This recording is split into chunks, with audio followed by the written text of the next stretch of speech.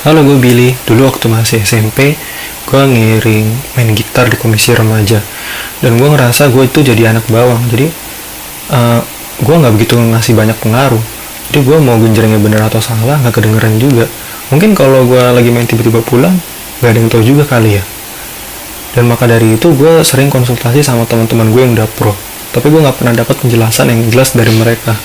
Gue suka nanya, bro, gimana sih kok bisa main gitar itu dari C ke G, ke F terus ke G ke C lagi? Mereka jawabnya, ya itu feeling aja sih, Bill, insting aja. Makanya lu sering-sering dong temenin gitar lu. Lah, maksudnya dari temenin gitar itu apa ya? Apa gitarnya gue ajak ngopi bareng, gue ajak ngobrol bareng? Kan gak gitu dong. Gue juga suka nyanyi ya.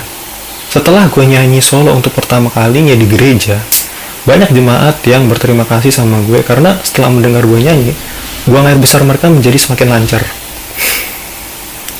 Gue juga ngiring musik ibadah di gereja menggunakan piano, dan itu banyak suka dukanya juga. Kalau gue lagi apes, gue salah pencet nada atau salah pencet piano, itu semua mata ngeliatin gue. Bapak ibu jemaat ngeliatin gue, bapak ibu majelis ngeliatin gue, bapak pendeta ngeliatin gue, bapak di surga pun ngeliatin gue. Setelah ibadah, yang gue cari itu bukan calon pendeta, tapi toilet. Karena gue nahan buang air kecil dari awal ibadah sampai akhir ibadah.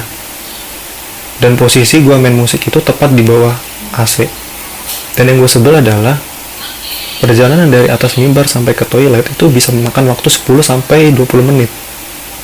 Ya gimana enggak? Gue turun dari mimbar, ada yang ngajakin salaman entah siapa. Gue jalan beberapa meter lagi, adalah aja teman gue yang ngajakin gue ngobrol. Belum nyampe toilet, gue udah keburu ngobrol di celana. Tapi jadi pengiring musik ibadah itu ada enaknya juga. Gue sering dapat salam tempel dari jemaat ketika gue ngiring ibadah pernikahan, kedukaan, atau ibadah rumah tangga. Dan gue biasanya gak enakan. Bill, ini terima kasih atas pelayanannya. Udah ada amplop di tangannya. Oh, gak usah tante, makasih banyak. Udah, saya ikhlas kok. Padahal dalam hati, ayo dong tante, paksa lagi, tarik tangan saya dong, ayo. Natal itu adalah hari kelahiran Tuhan Yesus, dan gue ngebayangin bagaimana kalau Tuhan Yesus itu lahir di Indonesia. Gue yakin Maria dan Yusuf akan mengalami banyak penolakan di rumah sakit di Indonesia, karena yang punya BPJS saja nggak dilayani, apalagi Maria dan Yusuf yang sama sekali nggak punya BPJS. Kalaupun Tuhan Yesus itu lahir di Indonesia, banyak cerita di Alkitab yang berubah. Mungkin Tuhan Yesus akan lahir di Hotel Oyo atau Red Doors, atau mungkin Tuhan Yesus akan lahir di daerah Bantar Gebang. Semua orang akan mengucapkan selamat Natal nantinya. Dan gue yakin orang tua akan mengucapkan selamat Natal di grup WhatsApp menggunakan stiker, gambar, ataupun video. Karena akhir-akhir ini gue sering banget ngelihat orang tua itu ngucapin segala sesuatunya pakai stiker, gambar, atau video, ngucapin selamat pagi, selamat siang, sore, malam. Itu pakai stiker. Dan gue yakin, coba lu yang anak muda, coba cek HP nyokap bokap lu. Gue yakin itu udah ada banyak koleksi stiker WhatsApp untuk berbagi ucapan. Dan kegiatan yang gue seneng saat malam Natal itu adalah gue suka ngecekin grup WhatsApp, story WhatsApp ataupun story Instagram. Karena siapa tahu ada temen gue yang ngadain open house di rumahnya, jadi gue bisa datang ke sana dan makan gratis, lumayan kan. Natal itu identik dengan pohon Natal, dan pohon Natal itu menggunakan pohon cemara. Dan gak mungkin diganti sama pohon beringin. Kalau diganti sama pohon beringin, itu mimbar udah penuh dengan satu pohon beringin aja. Dan kalau diganti sama pohon beringin, gue takut kita dikira mendukung suatu partai tertentu. Dan gak mungkin juga diganti sama pohon jambu, takutnya ntar dipanjarin sama anak-anak SD.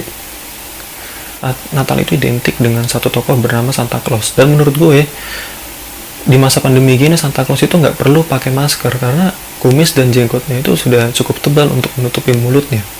Saking tebalnya jenggot Santa Claus itu, mungkin udah ada peradaban di dalam jenggotnya Santa Claus itu. Jadi kalau lu buka jenggotnya, itu udah ada manusia purba lagi bikin api.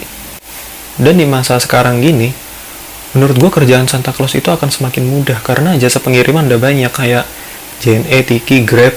Jadi kalau lu sekarang ini keliling-keliling JNE, Tiki, nah banyak paket-paket gitu, nah itu orderannya Santa Claus semua tuh. Menurut gue ya, keputusan yang tepat Santa Claus menggunakan kereta dan bursa terbang untuk membagikan kado untuk anak-anak. Bayangkan kalau Santa Claus akan membagikan kado untuk anak-anak di Indonesia menggunakan jalur darat. itu Santa Claus akan mengalami banyak kendala karena macet di mana-mana, jalan buka tutup di mana-mana, kelamaan nyampe kadonya, keburu Imlek.